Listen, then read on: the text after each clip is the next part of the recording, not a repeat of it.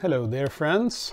So, once upon a time, NATO chose the 7.62x51 cartridge as their standard cartridge. And every country in the NATO alliance basically chose this one. The FAL, this particular version is on L1A1 from Great Britain. Which is also called an inch pattern FAL, I guess. Anyway, the US chose the M14, which was shit, so they almost immediately went with the M16A1. And after some kicking and screaming, it became what we now all know and love. M4 whatever carbine they're using right now, I guess. And there's a bunch of fancy versions of that now, piston operated ones like the HK ones, like Norway has implemented, for example, and a bunch of other countries in NATO. So of course the United States wants to be super special snowflake again, and they're going with another caliber with the same size and basically weight as the 7.62x51. It is the 6.8x51. So yeah, they went down in diameter of the bullet a little bit to get better ballistics, I guess. And SIG went and made some fancy magic with the cartridge case with a little steel bottom so it can shoot from a shorter barrel and have a lot more chamber pressure, which is needed with a shorter barrel to get it to speed. And it has like a 1 in 7 twist, so it can handle a little bit longer bullets and all that good stuff. So end result is a lot better terminal ballistics than these old guys. So if I got it correct, according to Wikipedia, about 910 meters per second, or around 3,000 feet per second, I guess, is what the new cartridge will produce out of short barrels. And this bad boy shoots at about 830 meters per second with regular ball ammo. It has a very long barrel, so that keeps the speed up. So, will the new rifle be better than this? It has some similarities. So the new rifle has a gas selection port. It has normal and adverse. So if you get ice, crowd, whatever in the system, put it to adverse and it's super overgassed and will just punch through everything. This has about 1,000 different gas settings. You could time it to function with any suppressor, even those old-timey non pass-through gas ones. The new rifle will be delivered, I hope, with a flow-through suppressor from SIG, which will help a lot, but the length of the new SIG rifle will not be short. It will be a bit longer with the suppressor. But the suppressor, yeah, this one has a fancy, really long flash hider, so the flash will probably be similar since it's a flow-through suppressor compared to this. This will be loud compared to the new one. So people have been complaining online about the weight of the new SIG rifle. So let's compare the weight to the venerable old FAL.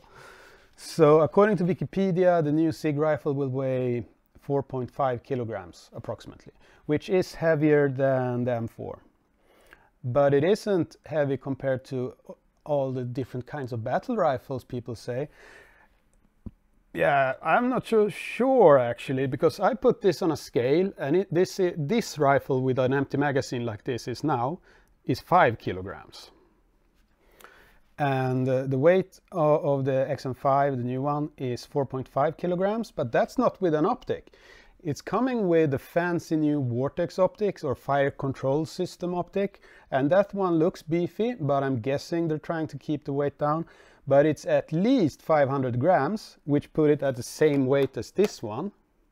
And the weight I'm counting now for the XM5 is not with a filled magazine. It's heavier with that, of course.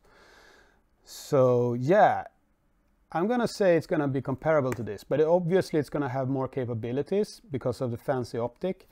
But a grunt in the army with this fancy space age optic, yeah, it's gonna take some training for them. Doesn't matter how easy it is to use. It's gonna take some training to get them to use it. This bad boy with the iron sights, you can just flip it up. There we go. Now it's a sniper rifle at 800 meters, right? Well, you might have some issues identifying a target, but that's what binoculars are for. Yeah. So putting the hurt on body armor targets, yeah. Let's just forget that the Russians apparently uses laptops and cardboard as body armor. That is pretty shit. And talk about armor penetrating capabilities. So obviously the 6.8 will do it better. But you could put a hot round in this and put an armor piercing projectile, and it will punch through most body armor you're ever likely to see in a battlefield, and at any ranges that's practical.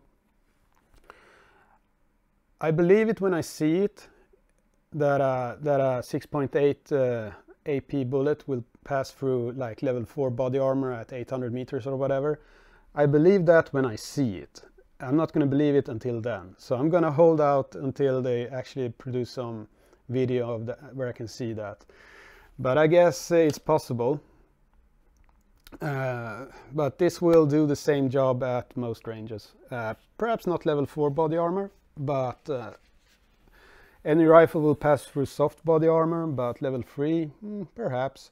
Not sure what distance that would punish a level 3 at. Would be fun to try though. And does this one have any advantages over the new one? I'm not sure. It's more streamlined, it's not as thick. So people have, saw Garand from, he complained about C-clamping the XM5 and said it was a thick boy in his video. This one is not a thick boy, but you're gonna have to struggle to put some cool gear on this, like laser pointers and shit. And he did complain about it having both the regular AR charging handle and the side charging handle. This one is more modern. It only has the side charging handle, right? Like God intended it to, fold up. This shit was developed in the like 40s, came out in the 50s. And yeah, it takes until now, until the US military figures out that a left side charging handle is a good thing that's foldable, right? Who could have guessed? Who could have guessed that the stupid T charging handle on ARs are bullshit? Yeah, try to charge your AR-15 while looking. You're gonna punch yourself in the face. You're gonna have to do something like this. That was never a good solution. Same magazine capacity, 20 round mags. These mags are probably gonna be a lot cheaper as surplus mags. There's some new production. DSA has some new production, I guess. Never buy DSA plastic magazines. Those are self-destructing magazines. They don't hold a whole magazine worth of ammunition. They'll just disintegrate. Never buy those. And there, I got that said. Yeah, and you can put a bayonet on this to make it even longer. That's good when you're storming the trenches. Yeah. This is not going to be as accurate as the XM5, most likely. Then again, I haven't seen anyone shoot any groupings with the new fancy ammunition, so I don't know. But most likely not. This is not a super accurate rifle. Actually, you can compare this rifle to like an SVD or Dragunov when it comes to accuracy. I'm gonna guess. I haven't shot this yet. I have it on loan from Action Reaction Sports here in Stockholm. But I'm gonna try to do some long-range shooting with this and the little peep sight. We'll see how that goes. Anyway, so they had optics for this, like this fixed optic, old-timey stuff. Not as good as the POSP for the Dragunov, but if you could put a POSP, there are railed upper sort of dust covers for this that actually hold 0, as far as I know. And if you put a POSP that fits on a Piccadilly rail on that would be cool to compare to a Dragunov. actually, or any kind of 4x optic, I guess. But this could function the same way as a Dragunov, like some kind of keep the enemy's head down kind of rifle at distance with semi-accurate shots.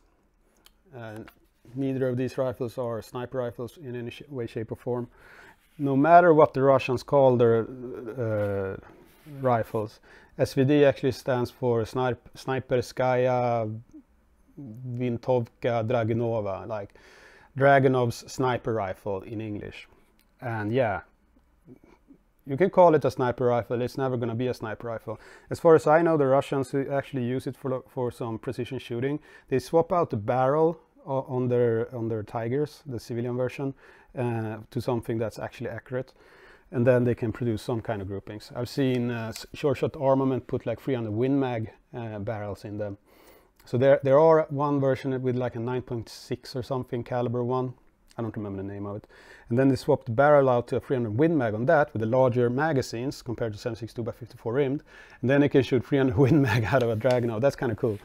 Anyway, there are ways to make them accurate. I'll see if I ever do that in the future with my Dragunov, put in an actual accurate barrel in it. Now it's like a machine gun accuracy in it. Whatever. That was a little bit of a tangent. So yeah,